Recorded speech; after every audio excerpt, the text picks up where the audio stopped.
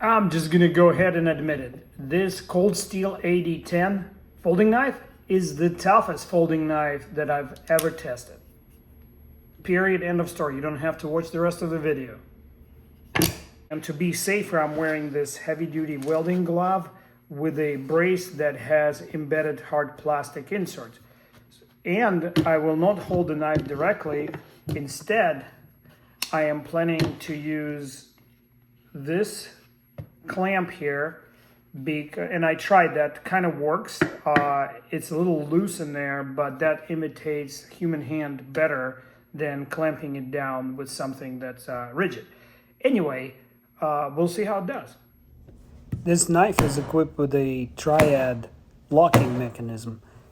The reason it's called tri, as in three, is because there are 3 points of contact between the blade and the stop pin, between the stop pin and the rocker arm, and then between the rocker arm and the blade.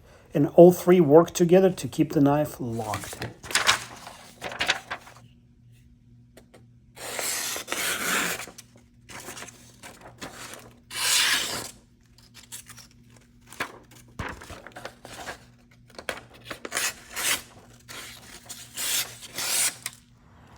Actually, this knife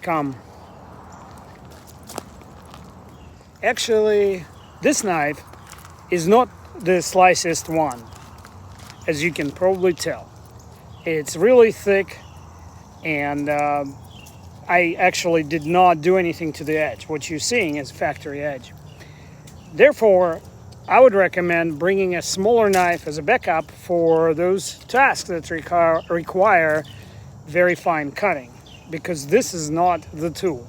And obviously I can resharpen it to a thinner edge and make it look like a Scandi grind. That's what it will end up looking like if I do that. But, you know, just bring a bug out as a backup and you'll be fine. And if you're wondering where I'm going in the middle of a test, I am taking my dog for a walk, and I'm going to visit upon the Tree of Doom here. So stick around to see that part. All pocket folding knives are designed to baton hardwood. I'm just kidding. This knife can handle it though, due to the triad lock and a very thick blade with extremely thick edge geometry. The blade is made out of S35VN, which is one of the most complex steels on the market today. Developed by Crucible in cooperation with Chris Reeve, this steel contains a very rare element, which is niobium. Niobium forms extremely hard carbides measuring 86 HRC. There are very few steels that contain this element, for example S45VN, S110V, and K490. With carbides that hard, you're going to need diamond plates to sharpen this knife. All right, allow me to show you what is it I'm batoning and chopping here. This is oak, a very dry branch that I harvested from a fallen down oak tree. And you can see it has very grainy sort of structure with some twists. So by no means it's some kind of easy wood to baton or chop. This is the only weak spot of this knife. It is totally unsuitable for feather sticking. This edge geometry is akin to an axe more than a pocket knife, so good luck getting fine feathers. Like I said earlier, bring a spare knife to do these type of tasks. I mean, take a look at this edge. It's already kind of like a Scandi grind. Look at the width of the bevel here. Pretty thick. And this part here would be great for cracking a coconut or doing something untoward that you would not try with another knife. No, you're not going for a swim? Every time I publish a video where I do some kind of wood chopping or batoning, there's always an expert who tells me a big news. Something I never considered is the fact that pocket knives are not designed to do that. I actually quote interview with Ethan Becker, a famous knife designer, where he says that any knife should be able to do the job of any other knife. In my opinion, the only caveat to that rule is for how long. All other things being equal, a thinner geometry knife will last a shorter period of time than a thicker knife. Obviously, other things are critical, such as how robust the lock is, how tough is the pivot pin, and so on. But with this blade thickness and material and the crazy axe-like edge geometry, this knife is perfectly suited. The knife is still cutting paper as if nothing happened to it today. At this point, I'm just running out of the ways to make it dull in a natural way. And let's try some chopping, I said to myself.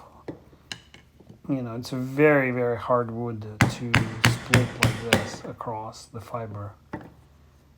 And yet, here you go. Folks that don't know much about knife industry equate Taiwanese-made knife like this one to Chinese-made knife for cheaper brands like Civivi and CJRB and others.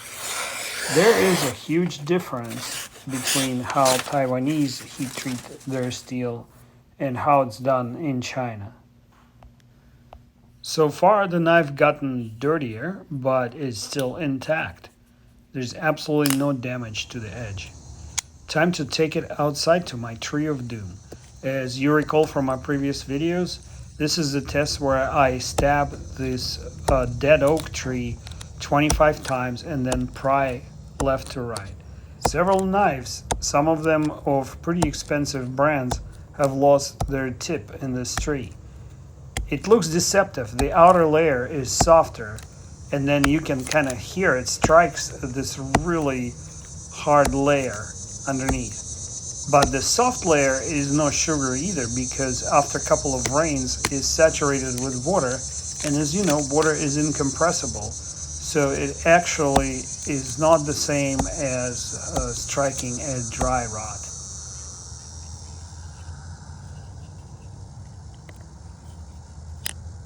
Can you see it? I am starting to get used to the function of this lock. I also have to point out that the pocket clip grew on me immensely after carrying it for just a couple of hours. This is not a deep pocket clip. It is, though, very comfortable and holds really tight to this knife, yet does not impede withdrawal from the pocket. The reason I'm batoning the knife into the stump is for that reason. I am doing a twist test. And as I was saying about the clip, right now I'm experiencing 0 hot spots from this widest clip I own. Almost.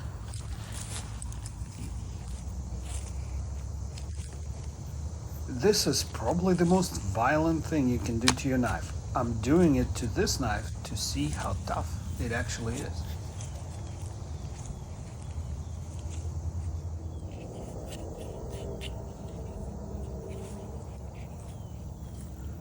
I don't see any damage.